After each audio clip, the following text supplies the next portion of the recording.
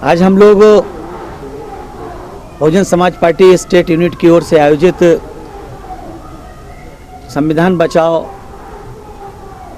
समिति के द्वारा बहुजन समाज पार्टी पूरे प्रदेश में संविधान की संरक्षा और डेमोक्रेसी को बचाने के लिए एक आंदोलन कर रही। उस आंदोलन से पूर्व आज हम लोग स्वामी प्रसन्नानंद जी के इस 231वें धरना प्रदर्शन के अवसर पर यहाँ पर इकट्ठे हुए हैं और बहुजन समाज पार्टी इस आंदोलन को, इस धरना प्रदर्शन को पूर्ण रूप से समर्थन देने का काम कर रही है, क्योंकि पूरे देश में भारतीय जनता पार्टी की सरकार जब जब बनी है इस देश में इन्होंने संविधान पे अटैक करने का काम किया है। उससे पहले कांग्रेस लंबे समय तक इस देश में शासन करती रही है। बाबा साहब के द्वारा बनाए संविधान को इन दोनों ही पार्टियों ने पूरी तरीके से लागू करने का काम नहीं किया। अगर लागू किया होता तो जो भारत के संविधान में रिजर्वेशन की प्रक्रिया है, जो रिजर्वेशन दिया गया उसको आज तक पूरा करने का काम किया होता। इसीलिए इस देश में एकमात्र ऐसी पार्टी बहुजन समाज पार्टी है और उसकी नेता आदरणीय बहन कुमारी मायावती जी हैं, जिन्होंने फुले, साहू और अंबेडकर की विचारधारा पे चल कर के, तमाम संतों, गुरुओं, महापुरुषों की विचारधारा पे चल कर के, कर्नाटक के चाहे बसवन्ना जी हों या फिर तमिलनाडु के तंदे पेरियार हों, केरला के नारायण गुरु महात्मा अंकाली हों, इन जैसे महापुरुषों के बताए रास्ते पे चल कर के इस देश में समता मूलक समाज स्थापित करने के लिए जो संघर्ष किया है, बाबा साहब के बनाए संविधान को बचाने के लिए पिछली बार भी जब भारतीय जनता पार्टी की सरकार बनी थी तो बहुजन समाज पार्टी ने एक नारा देने का काम किया था, संविधान के सम्मान में बीएसपी मैदान में।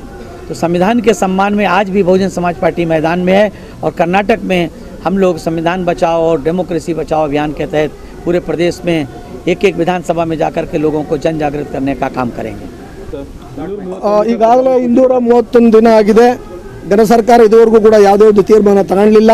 ಈಗಾಗಲೇ ರಾಜ್ಯ ಮಟ್ಟದಲ್ಲಿ ಈ ಆಂದೋಲನಕ್ಕೆ ಬಹುಜನ ಸಮಾಜ ಪಾರ್ಟಿ ನಾವು ಸಪೋರ್ಟ್ ಅನ್ನು ಮಾಡಿದ್ದೀವಿ। ಅಕ್ಕ ಮಾಯಾವತಿ ಅವರು ಕೂಡ ಬೆಂಬಲ ಕೊಟ್ಟಿದ್ದಾರೆ। ಈಗಾಗಲೇ ನಮ್ಮ ನ್ಯಾಷನಲ್ ಜನರಲ್ ಸೆಕ್ರೆಟರಿ ಎಂಪಿ ಅವರು ಕೂಡ ಎರಡು ಟೈಮ್ ಇಲ್ಲಿ ಬಂದೋಗಿದ್ದಾರೆ। ನಿತಿನ್ ಸಿಂಗ್ ಅವರು ಕೂಡ ಇಲ್ಲಿದ್ದಾರೆ, ನಮ್ಮ ಅಧ್ಯಕ್ಷರು ಕೃಷ್ಣಮೂರ್ತಿ ಅವರು ಕೂಡ ಇಲ್ಲೇ ಇದ್ದಾರೆ, ನಮ್ಮ ಗೌತಮ್ ಅವರು ಕೂಡ ಇದ್ದಾರೆ। ಈ ಎಲ್ಲ ಹೋರಾಟಕ್ಕೂ ನಾವು ಸಂಪೂರ್ಣ ಬೆಂಬಲವನ್ನು ಕೊಟ್ಟಿದ್ದೀವಿ। ಈಗ ಮೊನ್ನೆ ಸಿಎಂ ಅವರು ಹೇಳಿದರೆ ಈ 4-5 ದಿನದಲ್ಲಿ ಮಾಡ್ತೇವೆ ಅಂತ, ಅದು ಇದುವರೆಗೂ ಕೂಡ ಮಾಡಿಲ್ಲ। ಆಲ್ ಪಾರ್ಟಿ ಮೀಟಿಂಗ್ನ 8ನೇ ತಾರೀಕು ಹೇಳ್ತೇವೆ ಅಂತ ಹೇಳಿದ್ರೆ 2ನೇ 3ನೇ ತಾರೀಕು ಒಳಗಡೆ ಇದೊಂದು ತೀರ್ಮಾನ ತಗೊಂಡ್ರೆ ಅವ್ರಿಗೂ ಒಳ್ಳೆಯದು, ನಮಗೂ ಒಳ್ಳೆಯದು। ಇದಾಗಿಲ್ಲ ಅಂದರೆ 9 ಇವತ್ತು ವಾಲ್ಮೀಕಿ ಅವರ ಜಯಂತಿ ಇದೆ, ಆ ಜಯಂತಿ ದಿನ ನಮ್ಮ ನಡೆಗೆ ಗುರುಗಳ ಕಡೆಗೆ ಅಂತಕ್ಕಂಥ ಒಂದು ಕಾರ್ಯಕ್ರಮವನ್ನು ಗುರುಗಳು ಕೊಟ್ಟಿದ್ದಾರೆ। ಇದಕ್ಕೆ ಎಲ್ಲ ನಮ್ಮಲ್ಲಿ ಉಪಜಾತಿಯಲ್ಲಿರ್ತಕ್ಕಂಥ ಎಲ್ಲ ಗುರುಗಳು ಕೂಡ ಇದಕ್ಕೆ ಸಪೋರ್ಟ್ ಇದೆ। ಮಾದರ ಚೆನ್ನಯ್ಯ ಗುರುಪೀಠ, ಲಂಬಾಣಿ ಬೋವಿ ಗುರುಪೀಠ, ಅದೇ ರೀತಿ ಬಂದು ಛಲವಾದಿ ಗುರುಪೀಠ, ಇವೆಲ್ಲ ಕೂಡ ಇದರೊಟ್ಟಿಗಿದ್ದಾವೆ। ಆ ಆಂದೋಲನಗೆ ನಾಳೆ ಆದರೆ ಯಾಗಂತ ಮುಂದಿನ ಇದಕ್ಕೆಲ್ಲ ಸರ್ಕಾರನೇ ಹೊಣೆ ಆಗಿರ್ತದೆ। ಅದಕ್ಕೆ ಅವಕಾಶ ಕೊಡಿದಿರ ಕೂಡಲೇ ಅದನ್ನ ಬಗೆಹರಿಸಬೇಕು।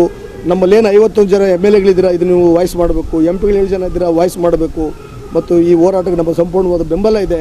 1-7ನೇ ತಾರೀಕು ಒಳಗಡೆ ಮುಖ್ಯಮಂತ್ರಿಗಳು ನೀವು ಏನು ಮಾತು ಕೊಟ್ಟಿದ್ದೀರಾ ಅದರ ಪ್ರಕಾರ ಈ ಕೂಡಲೇ ಬಗೆಹರಿಸಬೇಕಂತೇಳಿ ಬಹುಜನ ಸಮಾಜ ಪಾರ್ಟಿ ಒತ್ತಾಯ ಮಾಡ್ತಾ ಇದೆ।